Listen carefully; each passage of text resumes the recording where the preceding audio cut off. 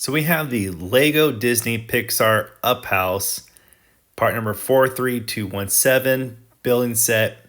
And this item is really cool. So let's check out this review. So this is for ages 9 and up.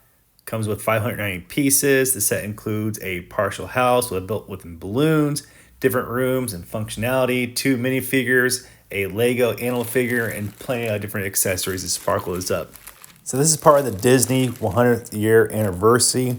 So these are limited edition type Lego sets. And what I really like about Lego is they make it really easy to put together these items. You have bags 1, 2, 3, 4 here pictured, and it's labeled. And it comes with a detailed instruction booklet as well. It's all in color, so it's easy to find what part goes where. It's not like in the old days where it's black and white and you really can't figure out what that piece is.